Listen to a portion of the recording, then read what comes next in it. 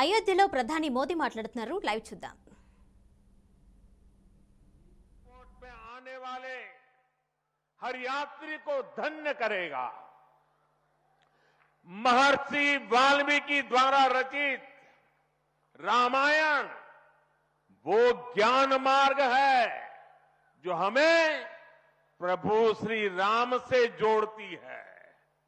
आधुनिक भारत में महर्षि Valmiki international airport Ayodhya धाम हमें दिव्य भव्य नव्य राम मंदिर से जोड़ेगा। जो ये नया एयरपोर्ट बना है उसकी क्षमता हर साल 10 लाख यात्रियों को सेवा करने की क्षमता है। जब इस एयरपोर्ट के दूसरे तरफ का काम भी पूरा हो जाएगा तो महर्षि वाल्मीकि इंटरनेशनल एयरपोर्ट पर हर साल 60 लाख यात्री आ जा सकेंगे। अभी अयोध्या धाम रेलवे स्टेशन पर हर रोज 10-15 हजार लोगों को उनकी सेवा करने की क्षमता है। स्टेशन का पूरा विकास होने के बाद अयोध्या धाम रेलवे स्टेशन पर हर रोज 60,000 लोग आ जा सकेंगे। साथियों, एयरपोर्ट, रेलवे स्टेशनों के अलावा आज यहां अनेक पथों का, मार्गों का भी लोकार्पण हुआ है। राम पथ, भक्ति पथ, धर्म पथ और श्री राम जन्मभूमि पथ से आवाजाही और सुगम होगी। अयोध्या में आज ही कार पार्किंग स्थलों का लोकार्पण किया गया है। नए मेडिकल कॉलेज से यहां आरोग्य की सुविधाओं को और विस्तार मिलेगा। सरयू जी की निर्मलता बनी रहे, इसके लिए भी डबल इंजन सरकार पूरी तरह समर्पित है। सरयू जी में गिरने वाले दूषित पानी को रोकने के लिए भी काम शुरू हुआ है। राम की पैड़ी को एक नया स्वरूप दिया गया है। सरयू के किनारे नए नए घाटों का विकास हो रहा है। यहां के सभी प्राचीन कुंडों का पुनरुद्धार भी किया जा रहा है। लता मंगेशकर चौक हो या राम कथा स्थल, ये अयोध्या की पहचान बढ़ा रहे हैं। अयोध्या में बनने जा रही नई टाउनशिप यहां के लोगों का जीवन और आसान बनाएगी। विकास के इन कार्यों से अयोध्या में रोजगार और स्वरोजगार के नए अवसर भी बनेंगे।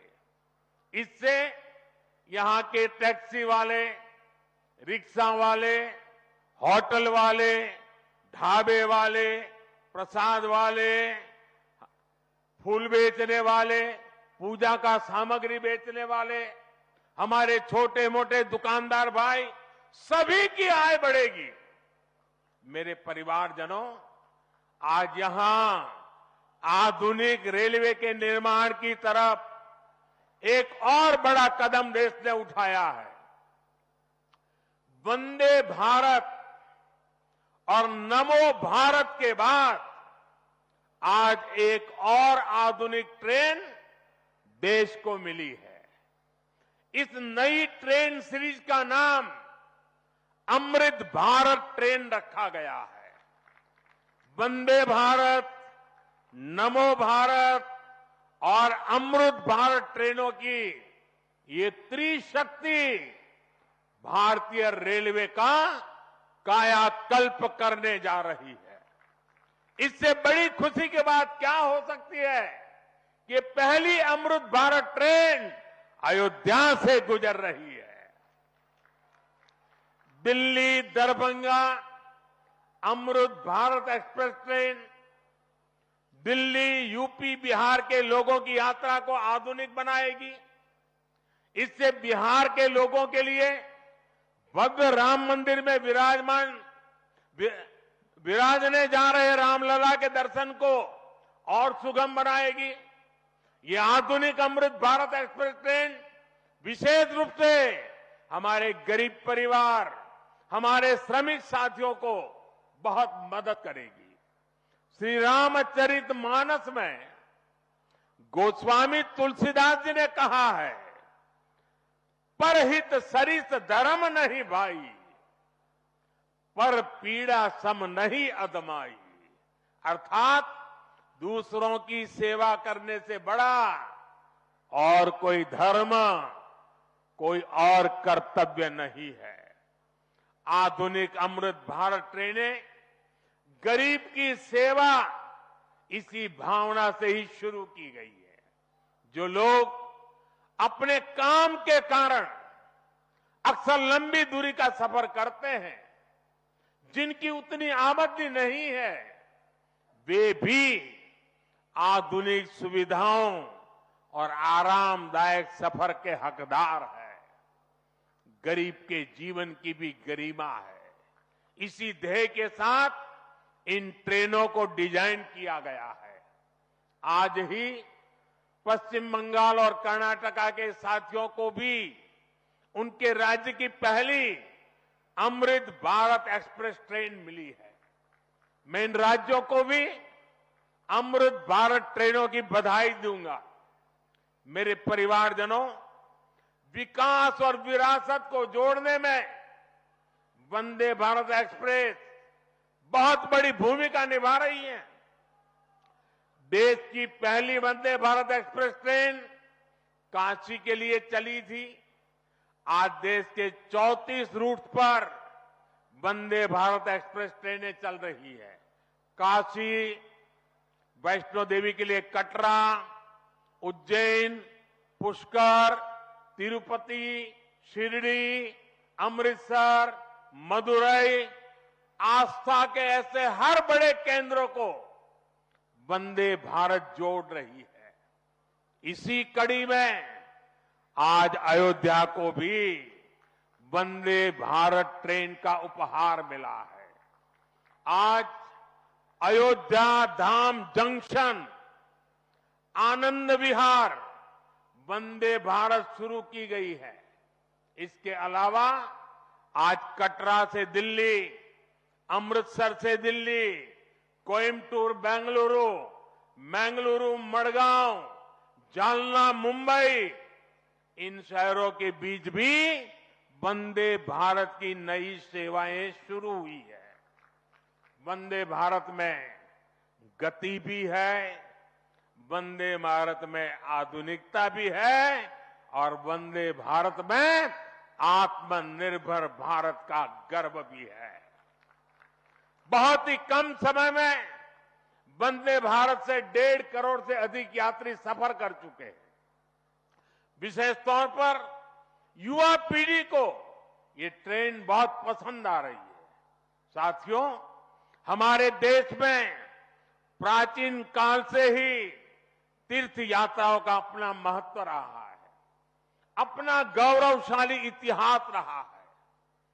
बद्री विशाल से सेतुबंध रामेश्वरम की यात्रा, गंगोत्री से गंगा सागर की यात्रा, द्वारकाधीश से जगन्नाथपुरी की यात्रा, द्वादश ज्योतिर्लिंग की यात्रा, 4 धामों की यात्रा, कैलाश मानसरोवर यात्रा, कांवड़ यात्रा, शक्ति पीठों की यात्रा, पंढरपुर यात्रा, आज भी भारत के कोने कोने में कोई न कोई यात्रा निकलती रहती है।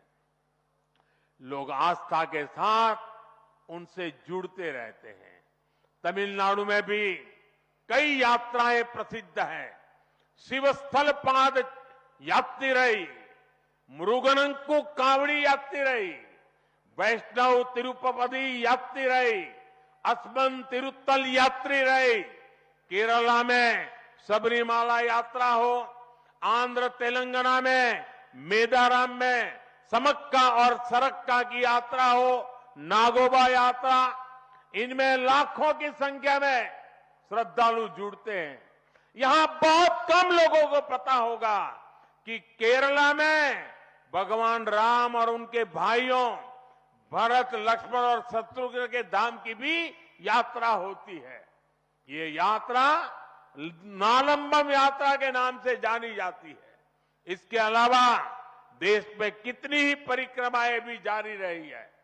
गोवर्धन परिक्रमा, पंचकोशी परिक्रमा, 84 कोसी परिक्रमा, ऐसी यात्राओं और परिक्रमाओं से हर भक्त का ईश्वर के प्रति जुड़ाव और मजबूत होता है। बौद्ध धर्म में भगवान बुद्ध से जुड़े स्थलों गया, लुम्बिनी, कपिलवस्तु, सारनाथ, कुशीनगर की यात्राएं होती हैं। राजगीर बिहार में बुद्ध अनुयायियों की परिक्रमा होती है। जैन धर्म में पावागढ़, समेत शिखर जी, पालीताना, कैलाश की यात्रा हो। सिखों के लिए पंच तख्त यात्रा और गुरुधाम यात्रा हो। अरुणाचल प्रदेश में नॉर्थ ईस्ट से परशुराम कुंड की विशाल यात्रा हो। इनमें शामिल होने के लिए श्रद्धालु पूरी आस्था के साथ जुड़ते हैं। देश भर में सदियों से हो रही इन यात्राओं के लिए वैसा ही समुचित इंतजाम भी किए जाते हैं। अब अयोध्या में हो रहे ये निर्माण कार्य यहां आने वाले हर राम भक्त के लिए अयोध्या धाम की यात्रा को, भगवान के दर्शन को और आसान बनाएंगे। साथियों, ये ऐतिहासिक क्षण बहुत भाग्य से हम सभी के जीवन में आया है। हमें देश के लिए नव संकल्प लेना है, खुद को नई ऊर्जा से भरना है। इसके लिए 22 जनवरी को आप सभी अपने घरों में, मैं पूरे देश के 140 करोड़ देशवासियों को अयोध्या की इस पवित्र भूमि से प्रार्थना कर रहा हूं। अयोध्या की प्रभु राम की नगरी से प्रार्थना कर रहा हूं। मैं 140 करोड़ देशवासियों को हाथ जोड़ करके प्रार्थना कर रहा हूं कि आप 22 जनवरी को जब अयोध्या में प्रभु राम विराजमान हो, अपने घरों में भी श्री राम ज्योति जलाएं, दीपावली मनाएं। 22 जनवरी की शाम पूरे हिंदुस्तान में जगमग जगमग होनी चाहिए। लेकिन साथ ही मेरे सभी देशवासियों से एक करबद्ध प्रार्थना और भी है। हर किसी की इच्छा है कि 22 जनवरी को होने वाले आयोजन का साक्षी बनने के लिए वो स्वयं अयोध्या आए। लेकिन आप भी जानते हैं कि हर किसी का आना संभव नहीं है। अयोध्या में सबका पहुंचना बहुत मुश्किल है और इसलिए सभी राम भक्तों को, देश भर के राम भक्तों को, उत्तर प्रदेश के विशेष करके राम भक्तों को मेरा हाथ जोड़ करके प्रणाम के साथ प्रार्थना है, मेरा आग्रह है कि 22 जनवरी को एक बार विधि पूर्वक कार्यक्रम हो जाने के बाद 23 तारीख के बाद अपनी सुविधा के अनुसार वो अयोध्या आए। अयोध्या आने का मन 22 तारीख को न बनाए। प्रभु राम जी को तकलीफ हो, ऐसा हम भक्त कभी कर नहीं सकते हैं। प्रभु राम जी पधार रहे हैं तो हम भी कुछ दिन इंतजार करें। 550 साल इंतजार किया है, कुछ दिन और इंतजार कीजिए। और इसलिए सुरक्षा के लिहाज से, व्यवस्था के लिहाज से मेरी आप सबसे बार बार प्रार्थना है कि कृपा करके, क्योंकि आप प्रभु राम के दर्शन, अयोध्या का नव्य भव्य दिव्य मंदिर आने वाली सदियों तक दर्शन के लिए उपलब्ध है। आप जनवरी में आए, फरवरी में आए, मार्च में आए, 1 साल के बाद आए, 2 साल के बाद आए, मंदिर है ही। और इसलिए 22 जनवरी को यहां पहुंचने के लिए भीड़भाड़ करने से आप बचिए, ताकि यहां जो व्यवस्था है, मंदिर के जो व्यवस्थापक लोग हैं, मंदिर का जो ट्रस्ट है, हमें इतना पवित्र काम उन्होंने किया है, इतनी मेहनत करके किया है, पिछले 3-4 साल से दिन रात काम किया है, उनको हमारी तरफ से कोई तकलीफ नहीं होनी चाहिए। और इसलिए मैं बार बार आग्रह करता हूं कि 22 को यहां पहुंचने का प्रयास हम न करें। कुछ ही लोगों को निमंत्रण गया है, वे लोग आएंगे और 23 के बाद सारे देशवासियों के लिए आना बड़ा सरल हो जाएगा। साथियों, आज मेरा एक आग्रह मेरे अयोध्या के भाई बहनों से, आपको देश और दुनिया के अनगिनत अतिथियों के लिए तैयार होना है। अब देश दुनिया के लोग लगातार हर रोज अयोध्या आते रहेंगे, लाखों की तादाद में लोग आने वाले हैं, अपनी अपनी सुविधा से आएंगे। कोई 1 साल में आएगा, 2 साल में आएगा, 10 साल में आएगा, लेकिन लाखों लोग आएंगे। और ये सिलसिला अब अनंत काल तक चलेगा, अनंत काल तक चलेगा।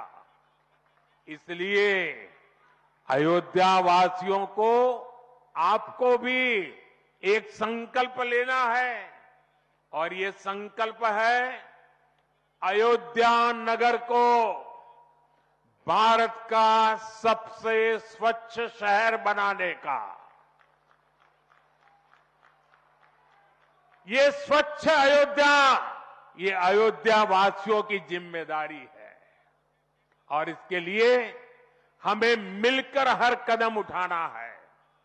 मैं आज देश के सभी तीर्थ क्षेत्रों और मंदिरों से अपना आग्रह दोहराऊंगा। देश भर के लोगों से मेरी प्रार्थना है, भव्य राम मंदिर के निर्माण के निमित्त 1 सप्ताह पहले 14 जनवरी मकर संक्रांति के दिन से पूरे देश के छोटे मोटे सब तीर्थ स्थलों पर स्वच्छता का एक बहुत बड़ा अभियान चलाया जाना चाहिए। हर मंदिर, हिंदुस्तान के हर कोने में हमें उसकी सफाई का अभियान मकर संक्रांति 14 जनवरी से 22 जनवरी तक हमें चलाना चाहिए। प्रभु राम पूरे देश के हैं, और प्रभु राम जी जब आ रहे हैं तो हमारा एक भी मंदिर, हमारा एक भी तीर्थ क्षेत्र उसका और उसके परिसर के इलाके का अस्वच्छ नहीं होना चाहिए, गंदगी नहीं होना चाहिए। साथियों, अब से कुछ देर पहले मुझे अयोध्या नगरी में ही एक और सौभाग्य प्राप्त हुआ है।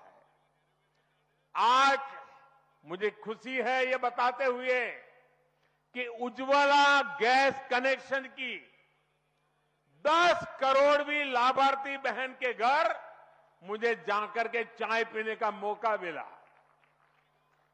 जब 1 मई 2016 को हमने यूपी के बलिया से उज्ज्वला योजना शुरू की थी, तो कोई कल्पना भी नहीं कर सकता था कि ये योजना सफलता की इस ऊंचाई पर पहुंचेगी।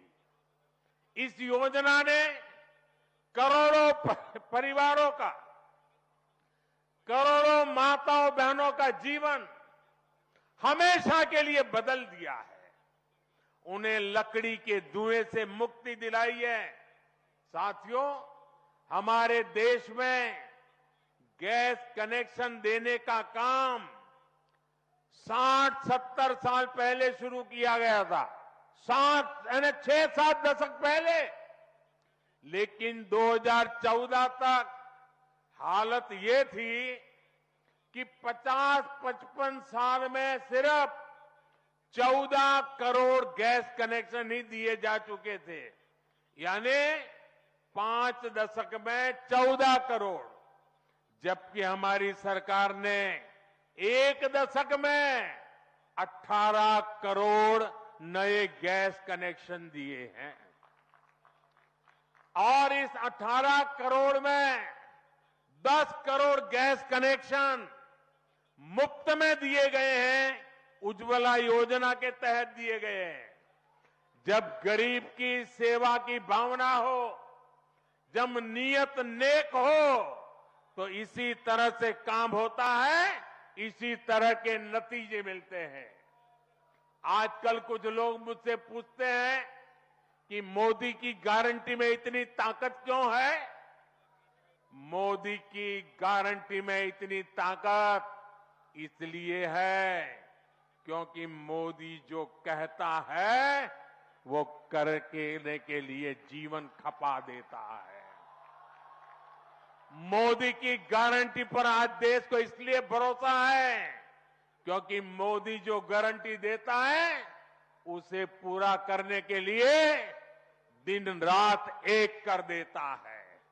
ये अयोध्या नगरी भी तो इसकी साक्षी है। और मैं आज अयोध्या के लोगों को फिर से विश्वास दूंगा कि इस पवित्र धाम के विकास में हम कोई कोर कसर बाकी नहीं छोड़ेंगे। श्री राम हम सभी पर आशीर्वाद रखें, इसी कामना के साथ अपनी वाणी को विराम देता हूं। प्रभु श्री राम के चरणों में प्रणाम करता हूं और आप सबको विकास कार्यों की बधाई देता हूं। मेरे साथ बोलिए, सियावर रामचंद्र की, सियावर रामचंद्र की, सियावर रामचंद्र की, भारत माता की, भारत माता की, भारत माता की। बहुत बहुत धन्यवाद। बहुत बहुत धन्यवाद माननीय, आपके प्रेरणादायी मार्गदर्शन के लिए। आपका होना, आपका आना, आपका सानिध्य, आपका सामीप्य सदैव ऊर्जा देता है। आप हमारी उम्मीद हैं, हमारा आत्मविश्वास है, हमारा साहस है, हमारा बल है और आप ही हमारे संकल्पों की